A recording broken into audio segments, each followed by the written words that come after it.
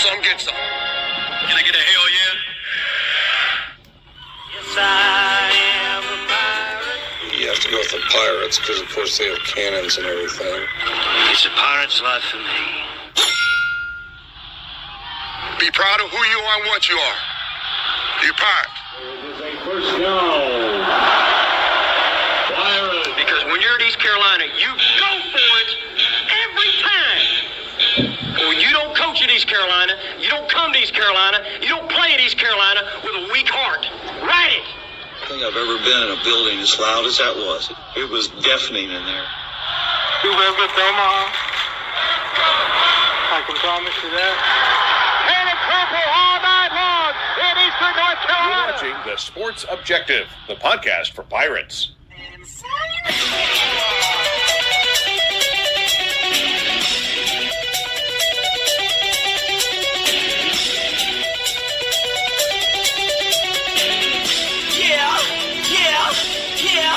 Yeah. My heart is purple and gold. I'm a pirate down of my soul. And I don't back down, not at all. Find out when the cannons explode. All right, welcome into the Sports Objective as we have our Pirate preview here on a Wednesday night. Remember, every Wednesday night, because of all those wonderful, and I say that sarcastically, Thursday night games. So we just go ahead and do the Wednesday show for you to get you ready. With us right now, ladies and gentlemen, the man that can move mountains, Kyle from LaGrange Barber. How are you? Move mountains. I don't know about that. Wow. What's going on, guys? There's a reason why I think I know what that comment is alluding to. Yeah. But I take no credit, nor any blame. All right, and welcome in Stevie Fly. What's up, brother? What's up, buddy? How y'all doing? Doing good. JR, what's going on, man? What's good, fellas? I'm happy to be here tonight and look forward to this game. No doubt. And with us right now is former DB under the Logan era, and of course, been with the Pirate Sports Radio Network. Help me out, Kevin Monroe. How many years now? 20. Well, I think it's my 23rd season. Wow. I knew it was over 20. I just couldn't remember the years are running together, brother. Yes, and since fall of 03. Heard on Pirate Radio that this is your last. Is this really your last year? This is my last one. You probably heard that my oldest son is committed to play at Stanford, and so I'm going to have to choose him over East Carolina in terms of where I'm going to be on fall Saturdays. I understand that. That's why we're running late. I apologize, everyone. My son Alex played his first middle school football game. They won 54-0. So the Gators are, in fact, 20. This guy's is 26 straight wins by this middle school program. Wow. So Coach Floyd is awesome. So I want to, it's not about me, but I want to give everybody with that program a shout out. They're doing everything the right way and off the field, and they're winning on the field. So anyway, I hope that's it won't be 54-0 on Saturday. Kevin, if we win by 1 point, guys, I'm going to be tickled. And I don't know why. Maybe, and we'll talk about our predictions at the end of the show, as we always do, and we encourage all of you watching and listening right now to do the same. But Kevin, how are you? First of all, for the game, how are you feeling about Saturday night's game under the lights there in Dowdy-Ficklin? I feel really good about it, honestly. I've had the opportunity, obviously, to watch BYU this season because they did play Stanford, so I took an interest in that game. And, obviously they won big over Portland State and they got the victory over Stanford. Their defense is really, really good. I definitely give them credit for the pass rush, the front seven, stopping the run. They're good in the back end. It's going to be tough sledding to move the football. However, their offense is not super impressive. It's not a magical offense. It's they got a freshman quarterback playing. He'll hold the ball too long sometimes. He's only attempted 38 passes this season. They want to run the football. So if the Pirates can come out and stop the run, I expect this to be a good game. I don't doubt that JDB will find a way to get the ball moving offensively. If they can slow down BYU's run, I think the spread was 7.5. That's probably fair. I think the Pirates will be in it most of the game and have a chance to win late. Kevin, when you look at this game, in my opinion, you look at non-conference games over the last several years at Dowdy-Ficklin, not a lot of Power 4, formerly Power 5, now Power 4 opportunities coming to Greenville. Last one was South Carolina in 21. You look at this game starting off 2-0, or excuse me, starting off 2-1. Some momentum from last year. I feel like this is the most excitement around a non-conference game in Greenville. There was some excitement last year for the App State game because of the in-state rivalry. But in terms of an opportunity, I feel like this is the most excitement for an East Carolina home game for a non-conference home game in a long time.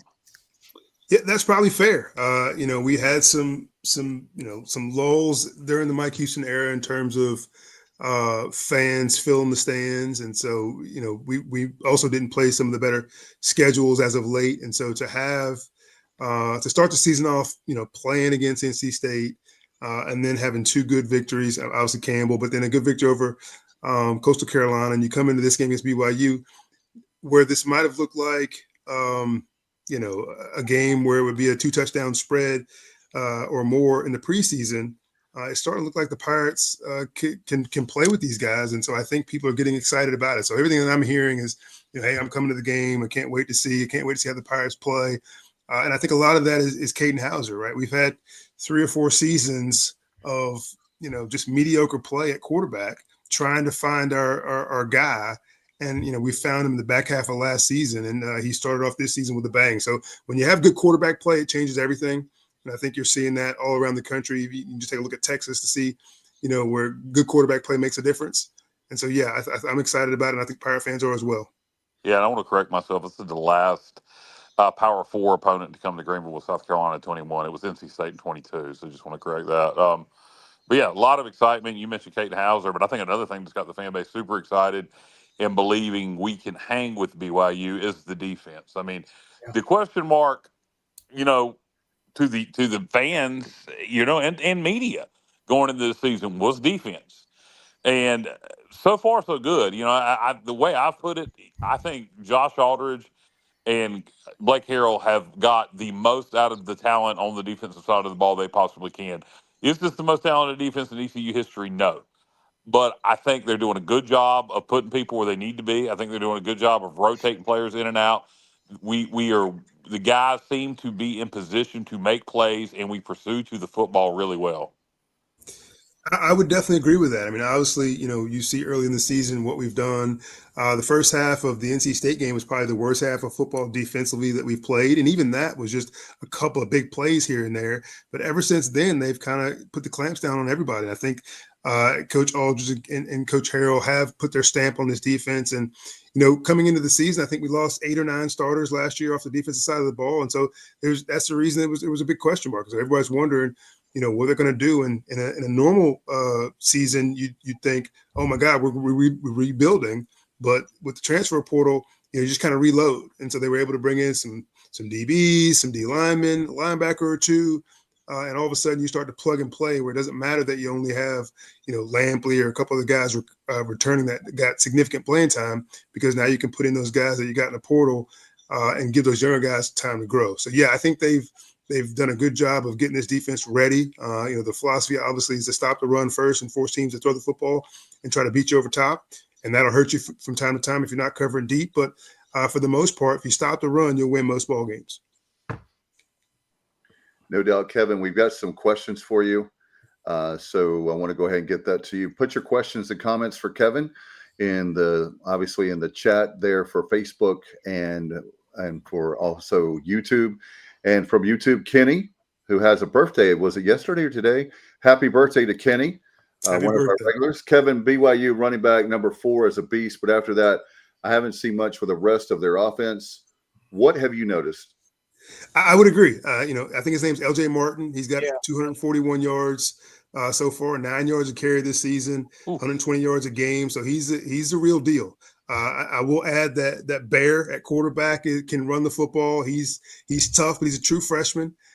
He's got 17 attempts so far this year, but he's someone you have to keep an eye on. He runs tough. He gets that extra yard on 3rd and short. But I would agree with that. Offensively, they want to run the football, line up and run it down your throat. They'll use, some of the fakes from the quarterback. Sometimes he'll keep it. Sometimes he'll hand it off. But they don't really scare you in the passing game. They don't want to throw the football unless they have to. Now, he can throw it. He's an accurate passer, and he's done that in games. But I do think the caller is correct in that, if you can stop LJ Martin and keep the quarterback from running the football and get them in 3rd and longs, I think you have a chance of stopping that offense. All right, let's go. Thank you, Kenny, the birthday boy. Once again, let's go to Robert Dedrick. How much do we use Mike Wright, quarterback, to complement our run game, especially a few third and long when they are in a pass personnel package and expecting Hauser? I think it's smart just to have him on the field a lot. They've had both quarterbacks on the field at times just to kind of, make it seem like, you never know when Mike Wright might get the ball, when he might get under center, when they might pitch it to him, when they might hand it to him. So he has been that extra threat so far. He only has 8 carries on the season, but just the threat of him being in the game, I think, matters, and it makes defenses have to account for him. So I think you do use him more this week, especially if London Montgomery and Parker Jenkins and Marlon Gunn and those guys are having trouble running the ball up the middle, because this is going to be the toughest run defense we've seen so far, including NC State. And so it may be tough sledding, getting the run game going. So if you can get some jet sweeps going with guys like Spalding, Anthony Smith, hand the ball to Mike Wright on the end around or a little bit of misdirection to get something going offensively in the run game, that's what you might have to do. And the thing about running the football is you don't always have to be successful at it. You just have to do it. You have to make defenses pay attention to it. That way you can throw the ball on the next play. So and open up some play action. So I think they'll get Mike Wright involved because they're going to have to try a lot of different things to get the running game going. Kevin, do you think, heading into this game with BYU, you look at this past week against Coastal where we blew them out, we didn't do a lot on offense. There were some plays in the screen game. We ran the ball a lot. You go back to Campbell, a lot of underneath passes. I have a feeling we're going to pull some rabbits out of the hat this week. Anytime you're playing BYU, you're trying to pull off that upset.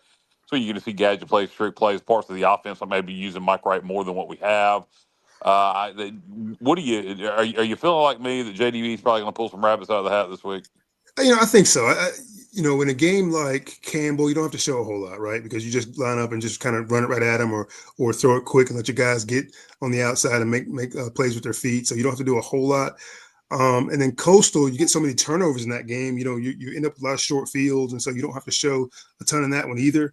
But BYU is a different beast. I mean, they took a team like Stanford, who's got a lot of offensive talent. They're not real good at quarterback right now. That's the reason they only put up 3 points. So they took a team like that and just not allow them to move the ball very successful at all.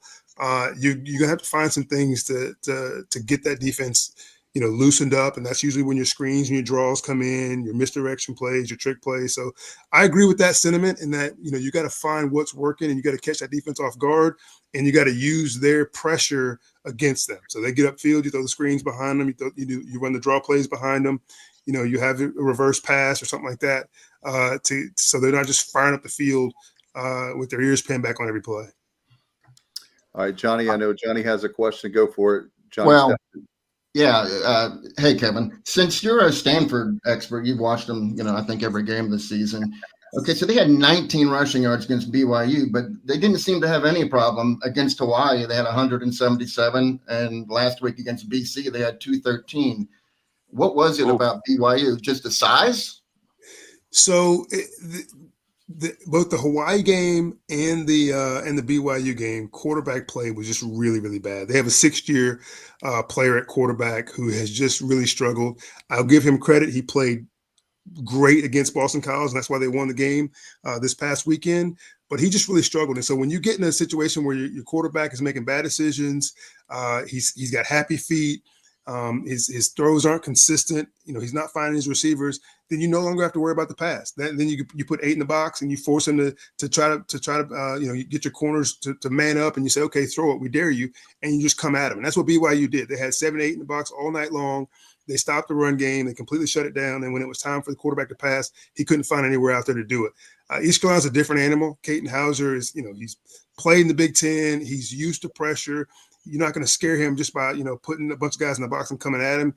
He's pretty calm, cool, and collected. They're going to spread those guys out, not allow them to just put a bunch of guys in the box. They'll have 4 or 5 receivers on every play, and they'll just throw it around and try to make them go east to west to loosen that thing up. So I think you'll have opportunities to run the football if you can also pass it and get a couple catches in the passing game to show them that you can do both. But yeah, I think Stanford just could not pass the football, and that really hurt them. That's why they struggled to run it. Okay, following up on that, I felt like Caton was using the short pass, and in replacement of the run game. He was 23 of 23 for 202 yards and 2 touchdowns. And I mean, who needs to run or throw the ball long when you can do that consistently? I think that is a kind of a deal of JDB's offense where he's like, okay, I'll try to run it a few times. If you stop it, we will use short passes to emulate the run. We will use that as our running game. So you have guys like Anthony Smith and Yannick Smith on the outside that can catch the ball, that can break tackles, that can make moves and get upfield.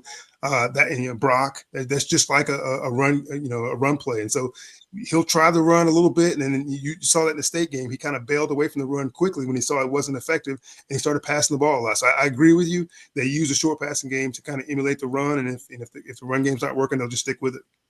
And in closing, I was just going to say BYU's having a difficult time with their short passing game. I mean, he's thrown it 19 times for 3.2 yards an attempt. I mean, really not much success at all. So, I mean, I guess they're going to have to run it. If not, they're going to try to protect their freshman quarterback. So I'm looking for them for the short passes and running. And if we can contain the short passes, I think, our chances of stopping the running game are probably much better. That's exactly right. Go ahead. Kevin, just a little bit more. This is more related to Stanford, but just curious, when they were a common opponent with BYU. Stanford dominated them. Then the BC game. Stanford puts up 30. Stanford looked horrible against Hawaii. Yeah, and Hawaii's not very good. And I didn't get to see the BYU game, but I saw the score. Then I didn't see the Stanford BC game this week. How much of Stanford's performance against BC do you think had to do with BC losing in overtime at Michigan State the previous week, then having to turn all the way around and travel out to California? That's probably a little bit of it, but I will say that Stanford just, they made some opportunistic plays. They took a 15-yard tight end out route. He turned upfield, broke a tackle, and went 69 yards for a touchdown. And then the very next series, a corner jumped an out route and took it to the house for a pick six. And so they were just opportunistic. They made a couple plays. They got the momentum going. They got the crowd into the game, and they were down 17-6. All of a sudden, they're up 10. And they got the crowd behind them. So I think Boston College never really recovered from that. So it was really just their playmakers making some plays. And then they also had their running game was going. I mean, I don't know what happened with Boston College's run defense, but they probably had 4 or 5 run plays of 20, 30 yards or more. I mean, I think he broke one for like 70 yards, got caught from behind, but they were able to run the football on them as well to kind of run the clock out. Be interesting to see if they're able to sustain that, if they got something going, or if that's going to be kind of an anomaly, because they look bad against Hawaii. They had that off week before BYU, and then I'm anxious to see, just from a curiosity standpoint. BC. They have a redshirt. Go They ahead. have a redshirt freshman quarterback that's backing up the 6-year player who everybody loves, and he can run and throw. And I was told that if the quarterback didn't play good in the Boston College game, they were going to pull him and put the freshman in. He just so happened to have his best game, so we'll see how long he lasts at quarterback. But they're really excited about this redshirt freshman. Interesting. No doubt. Let's get some more. We've got a lot of comments here. Ryan says, hi, Kevin. So Ryan King. Hey, Ryan. Let's see. Kenny says their run defense looks good, so we can hit on a few screen plays, then across tight ends across the middle. Yeah. That's a great point, because I've loved the way that our tight ends have played so far this year. I didn't know a whole lot about Javante Connor coming into this season. And I've been super impressed with him. He, 6'3", 6'4", big body guy, runs well, catches the ball with his hands. And when Riles went down in the Campbell game, he kind of came in and just kind of took over with 3 or 4 catches over the middle. So I agree with that. You get those tight ends, especially in a game where you've got a lot of pressure coming up the middle of that front seven. They're blitzing running backs, they're blitzing linebackers. You can sneak those tight ends kind of right over and just kind of run hook routes right where those linebackers left, and get some first down. So I like the way the JDB has used them recently. And Riles, when he's healthy, I mean, he's one of the fastest players on the team. So to have those kind of weapons at tight end is big time for the Pirates, and I hope they continue to use them, because we know about the threats from the outside, and you get too busy worrying about those guys and leave those tight ends open, they'll make plays. Kevin, a lot of people, and it's good to see, think the Pirates have a chance to pull the upset this week at home. The line even says so. It opened at 9.5, got down to 7.5. Last time I looked, it was at 6.5. So a lot of people put money on the Pirates, but you look at BYU; they were 11-2 last year, 11-2. They're 2-0 so far this year. They've won 13 out of their last 15 games. They've got a stifling run defense. Losing their quarterback before the season to that whole mess that was, and now he's at Tulane. And now they got Bayer, who oddly enough transferred from Stanford. But so what I was getting at with there, I kind of got off on a tangent. But when you're playing a football team that has won that much, now we've won a lot recently. If you look at it, we're 7-2 over our last 9 games. But when you're taking on a team that has won that much, that is 14-2 over their last or 13-2 over their last 15, 11-2 last year. How tough is it to beat a team just with that much confidence that's won that much? I would say, it's tough, but playing them at home makes all the difference in the world. And so you come out and you put points on the board, or you move the football early and get that crowd into the game. Everybody's been at Dowdy Ficklen when it's rowdy. I mean, it can be stifling in there. But this is a defense now. I'm telling you, they've got, I think, 17 and a half tackles for a loss, 5 sacks. I mean, they just bury teams with their pressure. And so it's going to take, like we talked about, some screens, some draws, some different things to keep them off balance. If we just let them just fire off the ball and come at us, we'll get buried underneath it. So we've got to find a way to be creative, to get that ball out quick, to get it outside to our playmakers, so that they can get downfield or take some shots. That's what it's going to take. But this defense will get after it, and that's what's tough about them. But I'm not worried so much about BYU's confidence, because as you also said, East Carolina's coming with a lot of confidence. But if you go out there a couple series, remember early in that state game, I think the Pirates had 3 or 4 straight 3-and-outs to start the game. You come in there like that, it's going to get ugly quick. Chuck says, just tuned in. I actually don't feel good about this game. Their lines are better than ours. I think BYU wins. Hope I'm wrong. Chuck, I hope you're wrong also. Let's see here. Kenny says Stanford had terrible turnovers against BYU. He also mentioned, Kevin, what the point I want to make to you tonight is like Lincoln Riley. We throw to run. I think that's how we're going to beat. That's my analysis, is how we'll beat. Not that simple, but definitely along those lines for me. Well, and I don't think you come into the game thinking like that. I think you come into the game saying we got to find a way to run the football. But Right. like we did in the state game, you see quickly that you can't do it, and you'll go to the throw, you go to the pass, and so and you'll come back to the run. You can't abandon it completely, because Right. if you do that, then as you said, they'll pin their ears back and come after you. But yeah, I don't disagree with that. I think they're going to have to throw some short passing game to kind of emulate that run. I think we're going to see some attempt at some outside running game this week, probably more so than we have. I'd like to see, and you don't want to get Caton hurt, and this is a big physical defense. Yeah.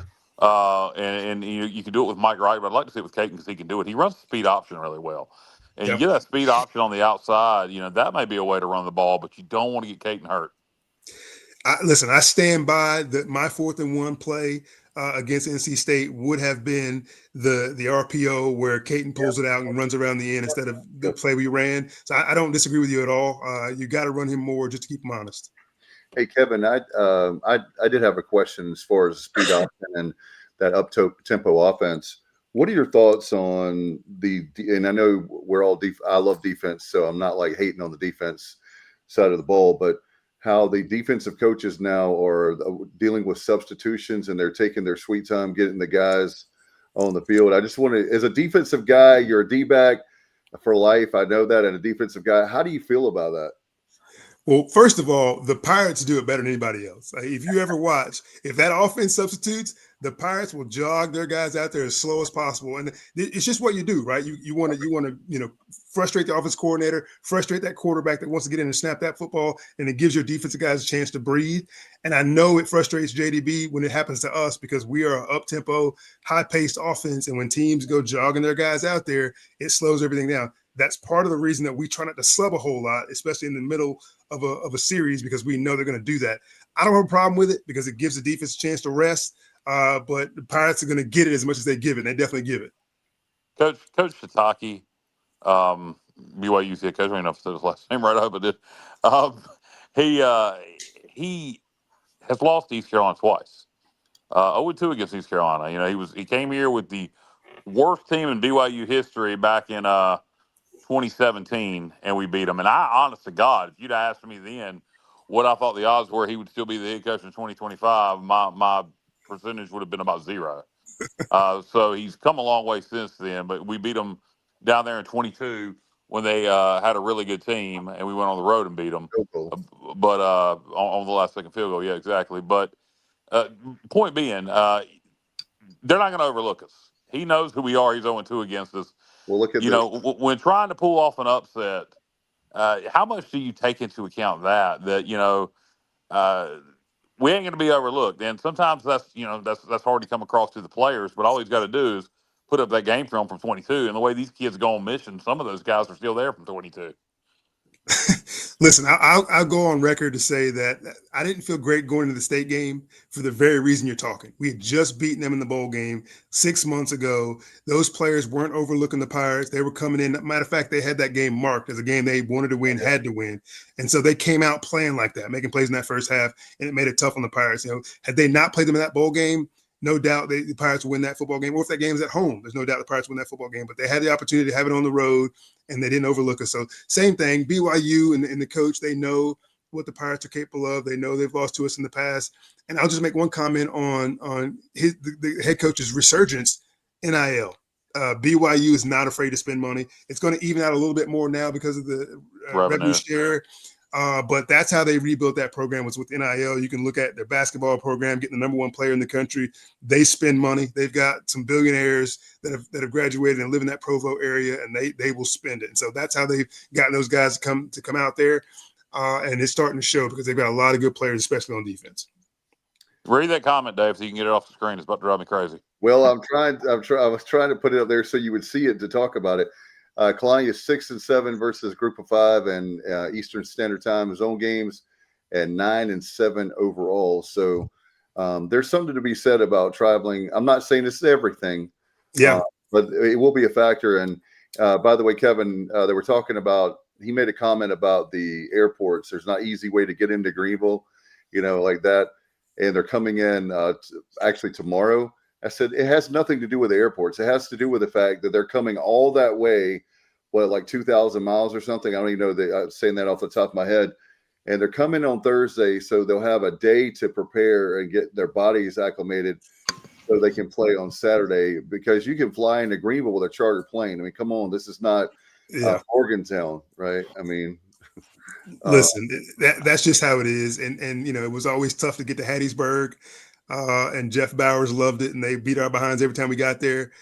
You talk about Morgantown, same thing. Sometimes we stayed in Pittsburgh and other places try to get in there. It's just part of the game. East Carolina's not the only place that it might be tough to get into, but it is what it is. You come in and you play the game. Now, I will say the time zone thing that's a real thing. I mean, I don't know how these teams, Stanford, Cal, flying on the East Coast, 4 or 5 times a year to play in the ACC just seems like insane to me. Because it definitely makes a difference on your body when you cross some time zones like that. So I definitely get that coming from Utah to the East Coast to play a game. It's going to affect those players, but it is what it is. The teams have to do it going both ways. Yeah. Hey, I remember 2022. I think it was the game after we went to Provo and won. They had to fly to Liberty, and Hugh Freeze was saying, "Hey, this is the biggest game in our history," and it didn't end well for the Cougars. They lost 41-14. And I listened to a podcast from BYU today, and they were like, this game reminds me of that Liberty game. And they also said at the beginning of the season, they said they identified this as the most dangerous game on their schedule until they play Utah in week 7. And so they're going to Boulder between now and then, and they're going to Arizona, to Tucson. So, I mean, there's respect for the Pirates out there for sure. Yeah, there's no doubt. Like that. I don't like that at all. They're confident. They're definitely confident. I have an office right next to a BYU grad. He played golf there, and every chance he gets, he walks by and he says BYU. Like he's overconfident. So I know they're confident. That's what I like, Kevin. But they also respect us, no doubt. Yeah, there's a lot of listen to a lot of podcasts, watching a lot of social media. They are not overlooking us at all. I mean, we're not flying below the radar. I know what you mean, Kyle, because as a coach, you like to fly below the radar and sneak up on some of these teams, especially like a BYU team. But we are not flying under the radar this time. No, and which I would say it makes if we do get the win, it makes it even bigger. I wanted to ask Kevin, and we'll circle back around to the BYU game, but quickly, NCAA officially passed the rule tonight, that we're going to have one transfer window. Spring transfer window is going away, and they're going to move that transfer window. It's going to be in January. They're going to finagle with the date a little bit. They might extend it. Right now, it's a 10-day window to enter it in January. They may extend that a little bit, but most of the bowl games are going to get played, and we're not going to have a spring transfer window. Kevin, I think that's good for the game. I think the players need to have freedom to transfer. I think they need to get paid, but again, the revenue sharing model I think is better than the NIL. It looks like the Wild West is coming to an end, and it ain't going back to what it was, but it's probably going to settle down and be a little less insane. Because quite frankly, the way it's been the last 3 years, I don't think it's sustainable. I do agree with that. And having the portal open so often it just got confusing. Especially having a son that was trying to get recruited and coming from the high school level. It's like, okay, well, we're looking at the portal guys now. We'll be worried about you guys in a couple of months. And so, yeah, I think having that one window makes a big difference. You wonder if eventually they'll make it to where you get kind of the one free transfer. And then after that, they slap you with sitting out for a year. I do get it when your coach leaves. If the head coach leaves, maybe that takes it off, and then you get to go move freely. But I think guys having the opportunity to move 2 and 3 and 4 times with no penalties, it taints the game a little bit for me. But definitely, I think they should be able to move around if the first spot doesn't work out and they want to go somewhere else. Coaches do it all the time. I think they should have that. But I do like them just doing the once a year. I think that's going to be helpful to the game. And the more tweaks they can make to stay within the same frame, meaning players get paid, players can transfer, but it's not so crazy, I think that's for the better. Yeah, and being in January, I guess some kids, if you already know in your head you're going to transfer, you may opt out of that bowl game anyway. But I think it's going to help the bowl games and postseason get more kids to participate in bowls again. Even if they're thinking about transferring, they can't do it till January. They might as well play in their bowl, show out, and maybe get more money. That's exactly right. So many guys didn't play in their bowl games, and that's happened over the last several seasons. So that's been a little bit disappointing. Yep. Kevin, I do have some breaking news, non-football related. If we can put it up here, I want to get your reaction. I'm sure Kyle will enjoy the fireworks Saturday. It was all him. Appreciate it, Kyle. LOL. I don't know if you know that, but we're having fireworks for the very first time at Dowdy Fickle. We were talking about that on Sunday night. I made a post about it on our Facebook page that did quite well, that we could take some things from Coastal, including, they had fireworks in their intro, and they were going to have fireworks after each score, and they didn't score. Well, maybe they can give us some of theirs. They didn't use Now we're going to do that. We're planning on having fireworks after each score. I hope we don't jinx ourselves. If we get shut out, Kyle, it's your fault. It's just, no kidding. But I was glad to see that because I have complained about some in-game experience stuff, and I think we need to upgrade some things. And I think having the fireworks is a nice touch, making things more fan-friendly. It's a big game to do it in. Hopefully it works out and we have a nice display at the end. And another thing that's going to be interesting to see that I have complained about at nauseum is the third down music has been atrocious. Atrocious. And I was not Hell's Bells, but for Who the Bell Tolls for Coastal. Such a simple choice, but much better choice for third down. And I'm hoping to see, that implemented also. But I do think it's interesting that we go down to Coastal and we see some of the modern things they're doing to kind of help their game day atmosphere. And then, I don't know if this was already in the works for the fireworks for the BYU game prior to that Coastal trip, but I do think it's kind of interesting timing. Listen, I had an opportunity to visit Coastal during the recruiting process, and they already have their indoor facility open. Obviously they have the green field. They've got nice facilities. It's all about the recruits these days, and it's a race to get to the best facilities, to have the most money available for these guys. And so in-game experience is a part of that, because you're going to have recruits there for every home game, and if you can show them a great environment, they're going to consider going there. So absolutely, I think the more the Pirates can do. As I said, when I was recruited myself 30 years ago, NC State already had an indoor facility when I took my visit there. And here we are 30 years later, just trying to, break ground on ours. So all these things have to get done if you get the best players. No doubt. The fact that Kyle is worried about third down music makes me happy, because that means we're winning. because if we're losing, he's not talking about third down music. I can tell you that right now. By the way, how about this, Kyle? Kenny says, I heard they might paint the field purple for Kyle. Oh, My gosh. God, I don't want that. No. That's Kenny. That's Kenny. Look, see, Kevin, a little Backstory. yeah, backstory on that one. Thanks, Stevie. I was worried, and people made fun of me for this, that the teal field could be something we had to adjust to and could be distracting, or something that, maybe messed with some of our players' vision, particularly under the lights. And people thought that was hysterical, but it clearly didn't bother us. But it was honestly something that was on my mind. Does it seem as dumb to you as it did to other people? Well, I don't think it's dumb, but having seen the field in person, I didn't think it was more that green than I realized. Yeah, it's not that big a difference. Now, that red field, whoever team has that red Eastern field, Washington. yeah, and then obviously the Boise blue. I think those might be a little bit different, but the teal wasn't actually that bad. Yeah, and I actually heard from their beat writer, he was on the show last week, that is they put down new turf, and that teal is way more green than the previous teal. The previous teal had more of a blue hue. So yeah, I thought it looked good. I actually thought it looked good Saturday night, and I thought it was green enough that it wasn't that off-putting. Yeah, I agree. He says, Justin says, use the Stone Cold music. Justin, I'd be down for that, man. Third down, you hear the glass shatter, and then that would be awesome. I'm with you on that one, Justin. Great idea. How about this? BYU Radio is saying that they expect 5,000 to 7,000 BYU fans in Dowdy.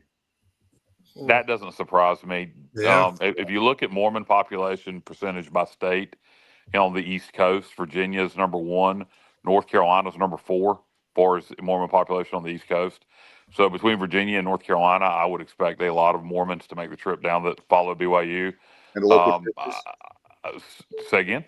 The local churches. I was just adding what you're saying. Yeah, the Mormon. There's a Mormon church in Kinston. There's one in Greenville. There's several out towards the Triangle. And again, just up the road in JR's home state of Virginia and Stevie's home state, there's the largest Mormon population by percentage on the East Coast. So they brought a large group of fans to Dowdy Ficklin in 2017.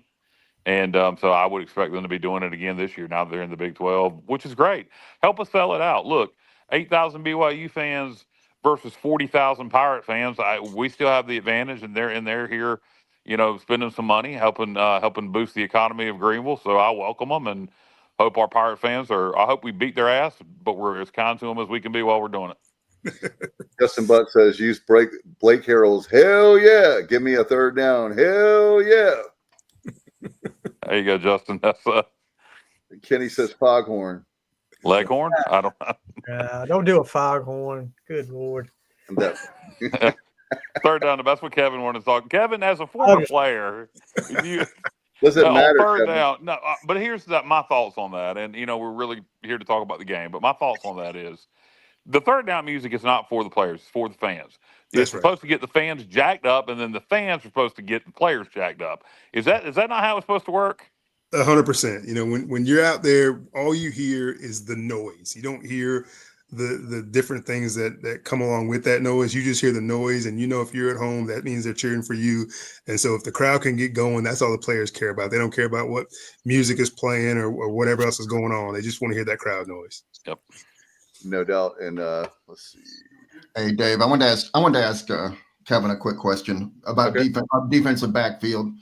From the start of the season until now, I just feel like it's evolved to the point where when guys were getting on the field, they were performing. And now, it's kind of blurry between starters at all the cornerback positions. I just feel like Chance Graves and Tamir Brown and even Duncanson at safety, they're all, when they get in there, they're bringing it. And I just feel like we're so much deeper than we were against NC State. I just wondered what Kevin's thoughts were on the defense. I'll just say that the coaches aren't super confident yet in a pair of corners. They went into the season with Reason and Lowry being their top two guys. Didn't like the way they played against NC State, and so Tamir Brown gets to start at one of the corners in game 2. And I think they're just trying to rotate these guys and figure out the right combination. What they are happy with is Tegan Wilk and Jamali Riddle as safeties. So you keep those guys back there. Hopefully they can keep the middle shut down. And you can get some quarterback pressure to help out the corners until they start to play better. I like the fact that Brown played a lot last year, and so they have some confidence in him. But Reason and Lowry have to get going, and a couple other guys that are getting their opportunities. It's probably the most wide open position on the team right now in terms of they're looking for guys they can count on, so they can put quarterback pressure on and not have to worry about it. I remember when Coach Tim Rose came to be our defensive coordinator in 98, I think 97, 98, he told Coach Logan, I can only be the defense coordinator and run my defense if you have good corners. And just so happened that, myself and Forrest Foster were the corners at the time. And Coach Logan said, we got two good ones. And so we were able to run a lot of blitzes, a lot of different stunts and do different things because you weren't worried about what was going to happen on the outside. And so that's where they want to get to for Coach Aldridge's defense to work like it wants to work. You remember when Blake Harrell was running this defense and we had good cornerback play, he was blinging blitzes left and right. And we got to get back to that. But it's hard to do that when you're scared they're going to throw one over top of you. Lowerly is somebody that, at Western Carolina, I watched him play last year against NC State, and he looked great. And he was an All-American, not just All-Conference. He was an All-American at the FCS level. I expected a lot out of him this year, and I still think we may see it. Are you surprised that he hasn't been more of a success early? I did see all the stuff coming out of Western, and I watched his highlights, and I was excited about him coming. I'm still excited. I just, when you play corner, deep balls over the top of your head should be few and far between. It can't be something that happens on a regular basis. You can't have receivers run down the field open. If you want to get some balls caught in front of you every now and then, fine. But over top is just a no-no. And so those guys have to be more confident on that ball going up and they've been in the right position. And until they can do that, it's not good for the Pirate defense. And so that's why those guys keep getting rotated out. I know it's early in the season, but on both sides of the ball, who's been a surprise player on both sides of the ball for you so far? I'll definitely say Brock Spalding, even though I knew his ability last year. The fact that he's catching deep balls at his size is just really, really impressive. I hate to slap the Tyler Snead on him just because they're both short and white, but he plays a lot like Tyler Snead. And then it's just, he breaks tackles, he gets downfield, he makes things happen. So I've been very excited to see the way he has played.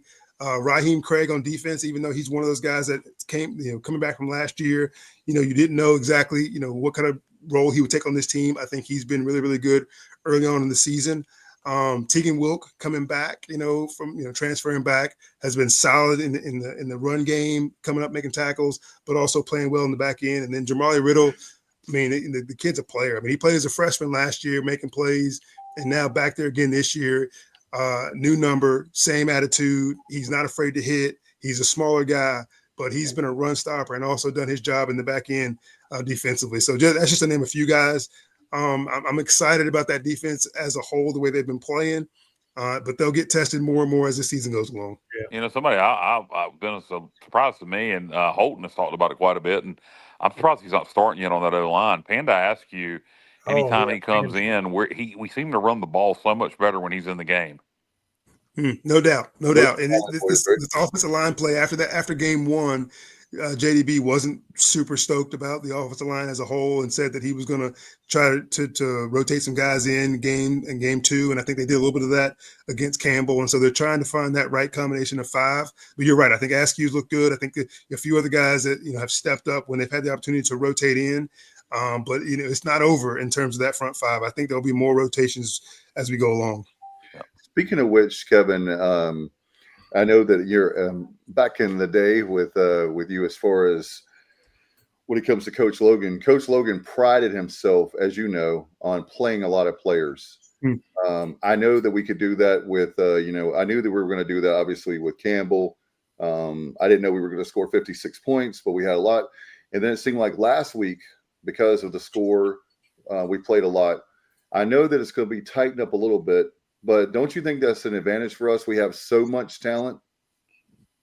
Yeah. So two things. One is you have that whole, redshirt thing, right? And so if you're considering redshirting a guy, he can play in 4 games. Well, you don't necessarily want to throw him in tight games. So when you have opportunities in a Campbell game where it's a blowout, or in that Coastal game in the second half, you can get some of those young guys in, or guys that you maybe they're a sophomore or junior, but you're planning on redshirting this year to get more out of them next year. Give them those opportunities to play, because as we get into conference play and as games start getting more and more important, you're not going to want to do that. So that's part of it. But also, you're losing players at certain positions for next season. So you want to see some of these young guys play, and having the opportunity to get an extra running back in there. I think we played like 5 or 6 running backs in that first game, in that Campbell game.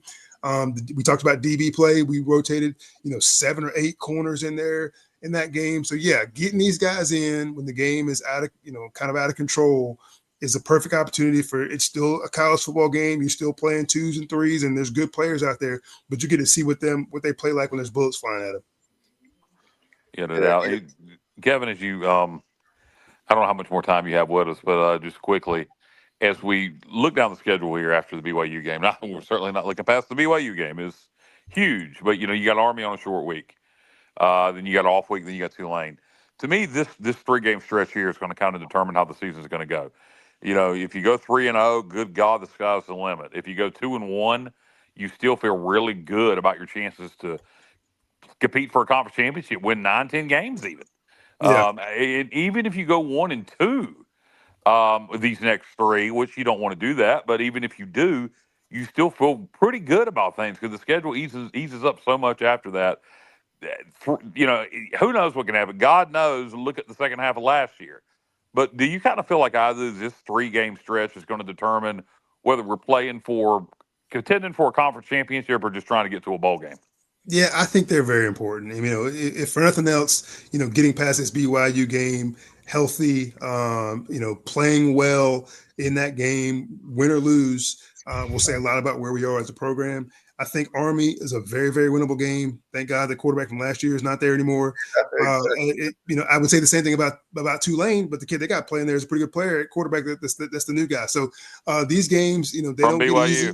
Yeah, exactly. These games don't get easy over the next few. And I think if you play well, you can steal 1 or 2 of them. I think that's good. And as you said, leading into the conference season, we know we're going to win some of those games, and so we're going to start to open up some eyes around the nation. If the Pirates can win more of these games that may be going into the season, people didn't think we were going to win. Are you again more big picture?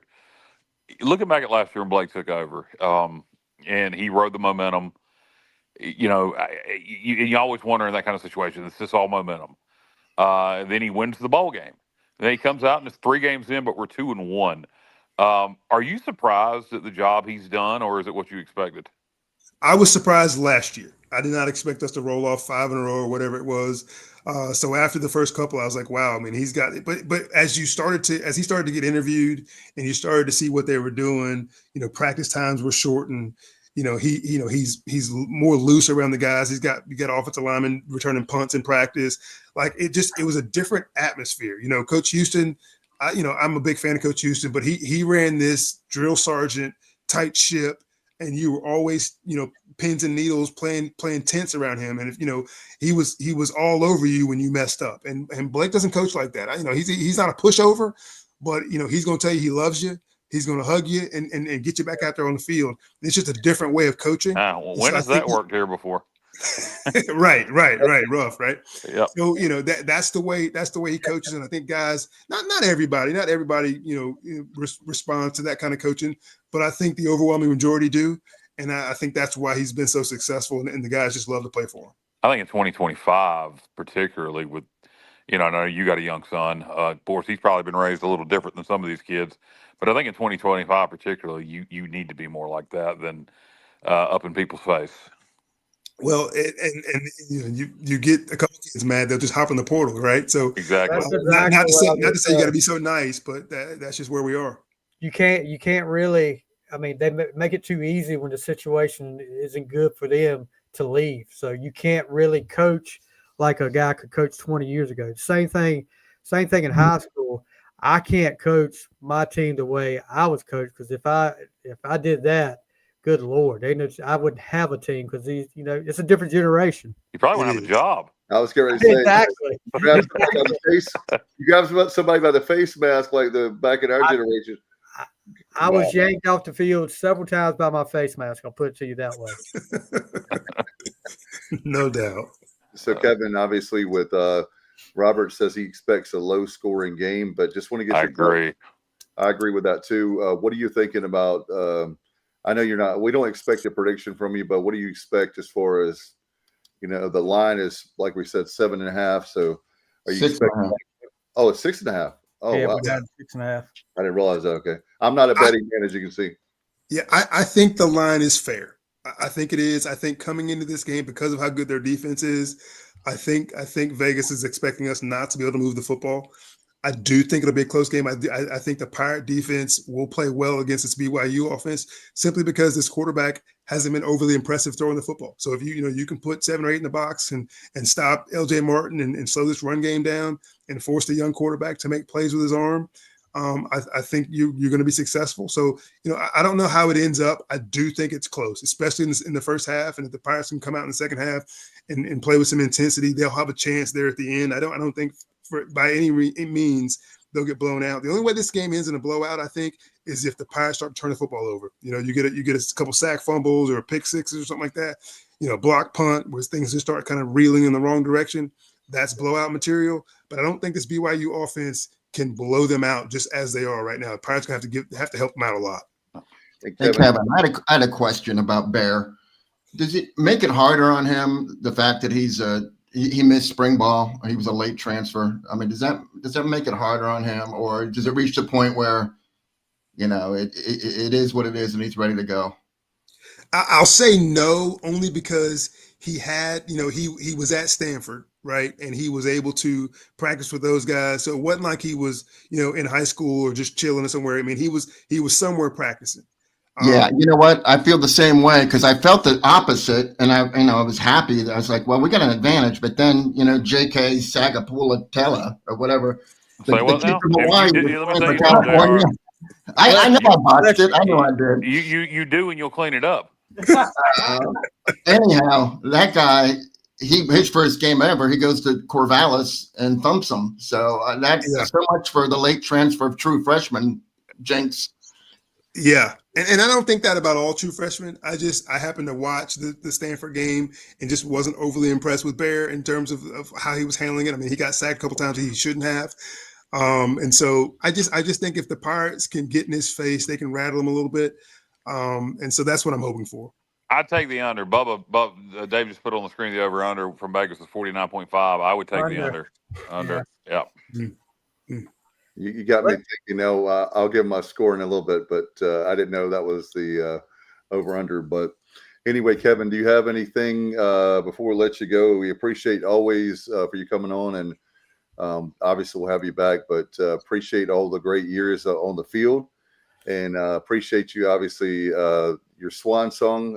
We totally understand. I get it because my son is now in 7th grade, so I get where you're coming from, and I respect the fact that of you as from dad to dad.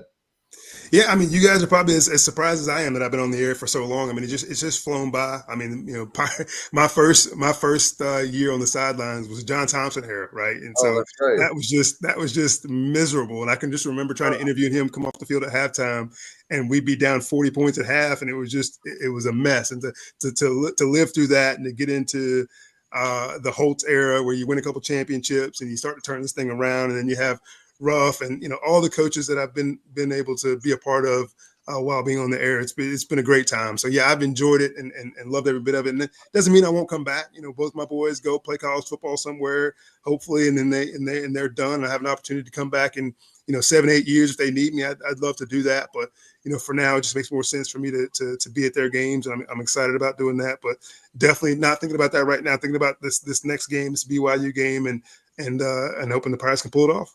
Kevin, I'm sure we'll talk to you again, but quickly before you go, I just wanted to tell you, as we look back on your career calling ECU games, I got 2 memories that stand out vividly of your calls. One, no flags on the field, Jeff. No flags on the field. Black fun against Virginia Tech. Yep. And then the other one, we make the field goal to beat UNC.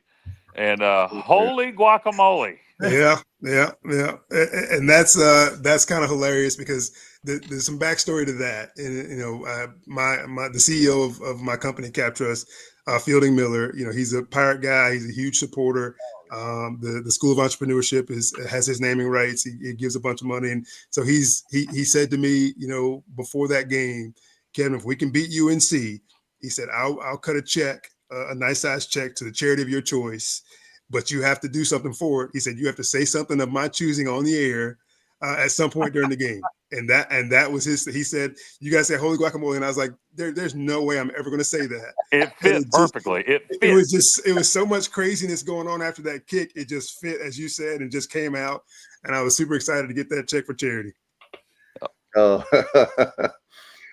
we appreciate you so much and look forward to the call. By the way, I was telling Jim Zoki, my daughter was upset with the Michigan game because the fans were not cheering for the Pirates for some reason. So finally, it was towards the end of the third quarter. I finally said, all right, we're going to listen to the Pirate broadcast. And you guys sounded so great. Even though we didn't play our best, it was so good to hear you and Jim. And think a lot of, obviously, David. I've known him for 30 some years now, a long time, but just enjoy the broadcast. And Maceo, it's just, it's been great. I'm a radio guy, as you know, so listen to the broadcast. I listen to radio, and I'm kind of weird. I listen to radio and have the television on too. So, yeah, I don't know if Andrew will take over full time or if they'll let if Maceo will have an opportunity, how it'll end up. But I know I'm leaving it in good hands, and I'll certainly be listening. But it's been fun. It's been an exciting time. That Michigan game was a lot of fun. The score maybe didn't show up, but I thought the Pirates showed up and played well. For the majority of that game. Obviously, JJ McCarthy made a couple of throws that were just incredible. But they came into that game with two Heisman hopefuls at running back, and I thought the Pirates played really good against that running game. And so that was a fun game to call. No doubt. Thank you, my friend. I appreciate you. And hopefully we can be talking down the road about a lot of wins just rolling right off and starting with certainly this one on Saturday night will be great. A lot of great atmosphere. That'd be awesome. Appreciate it, guys. Enjoy. Thanks, Kevin. Thank you so much. Thanks, Kevin. Great job. All right, bye-bye. Appreciate Kevin very much. And guys, I don't know. Maybe I shouldn't be. I'm not overconfident. Let me just say that. But I do have a good feeling about this game. And Stevie, by the way, brother, I hadn't had a chance to text you. We got to get you to a game. I miss having you at a game, and we got to do that very soon. So let me know when. I know you have. He's available this Saturday, Dave. He is? Yeah. Possibly. Okay, we got to find a ticket for him. Possibly. Stevie Fly is available this Saturday. If you'd like to have the head coach of Northeast Academy, the member of the Sports Objective podcast, join you at the game, hook him up with a ticket. Let's get Stevie Fly's ass in the stands. Yes. Right now, the Stevie Fly from On the Fly, for the head coach of Northeast Academy, the member of the Sports Objective podcast, the man with the plan. He says Murfreesboro. It'll be worth it just to hear him say Murfreesboro. He's actually living in Delaware now. How many cliches can Kyle say in 30 seconds? Look, Stevie, I'm putting you over, baby. I'm putting you over. You're the man with the plan. You're too sweet to be sour. Man of the hour, too sweet to be sour. Bro. That's right. Man of the hour, too sweet to be sour. Hey, by the way, I found out a few days ago, Stevie's in Delaware now. He keeps.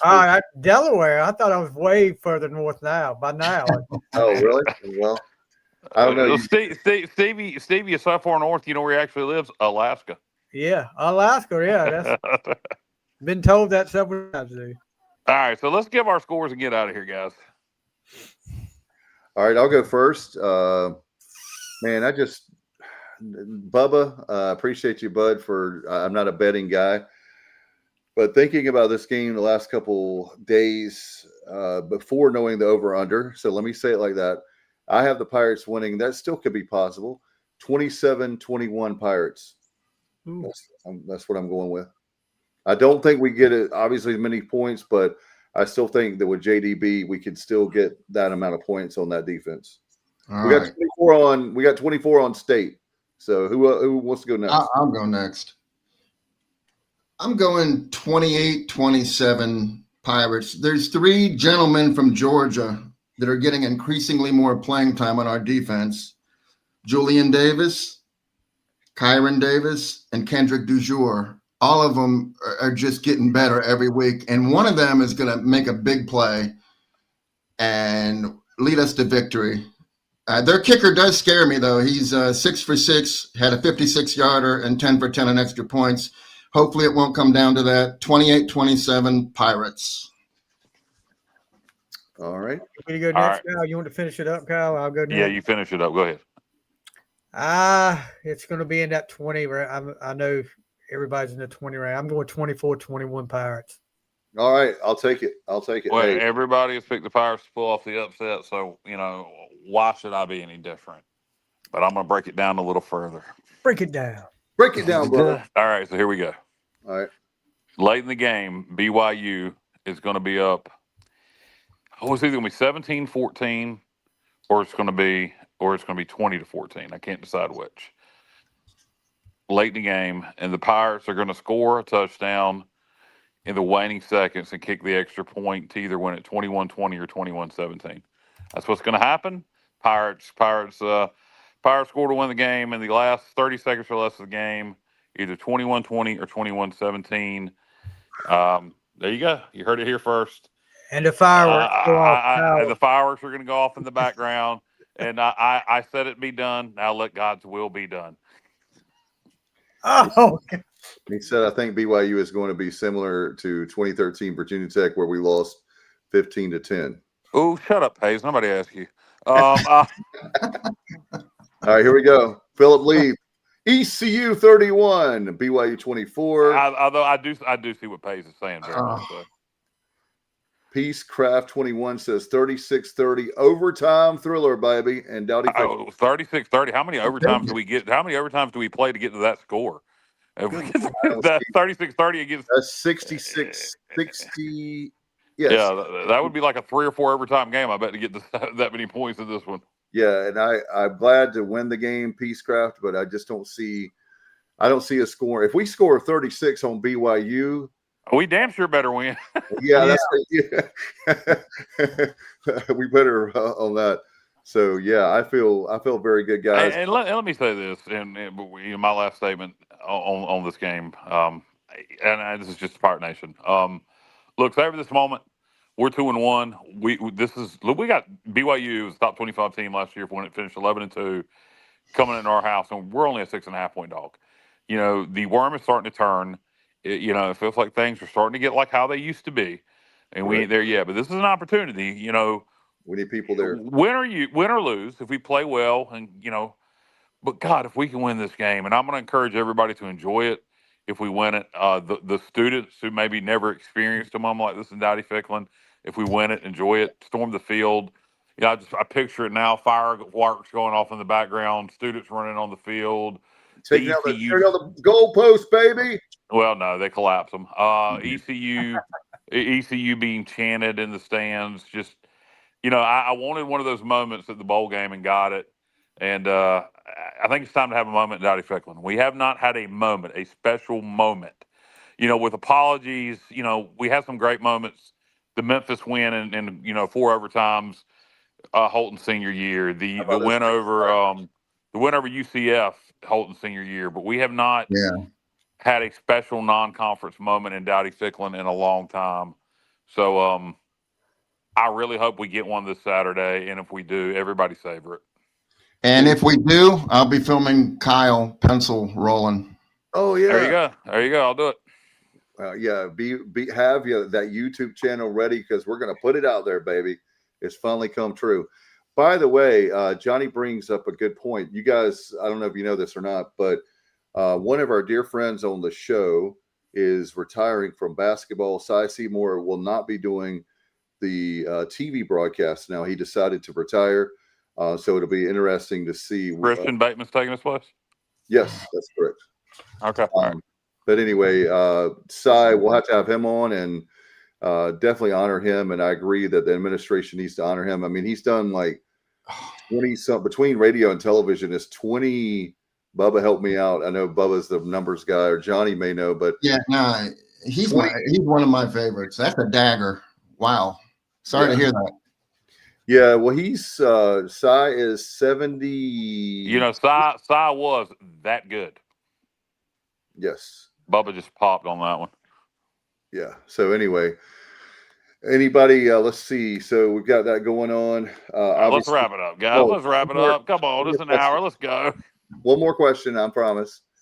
Has the game sold out? I was going to ask that. And Not yet. Tickets still available. They released more tickets in the upper deck on Monday. Please go to ECUPirates.com. Buy your tickets there.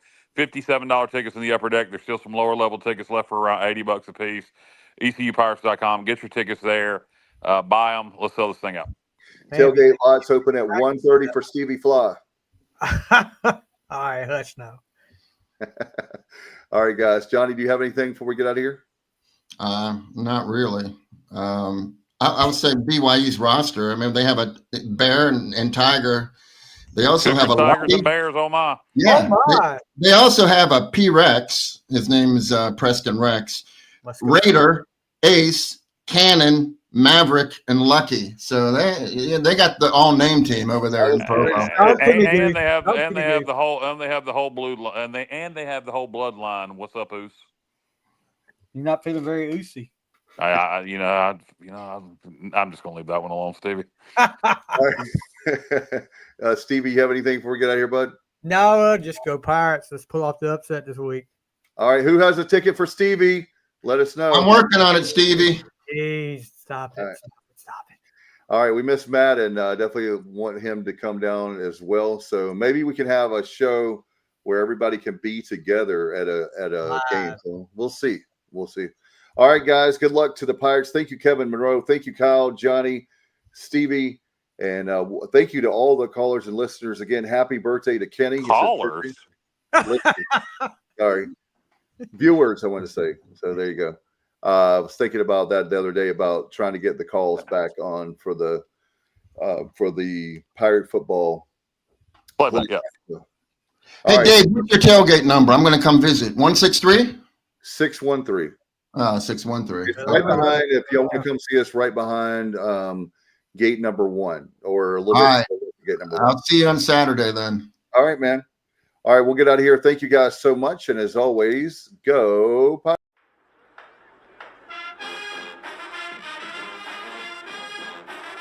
You're watching The Sports Objective, the podcast for Pirates.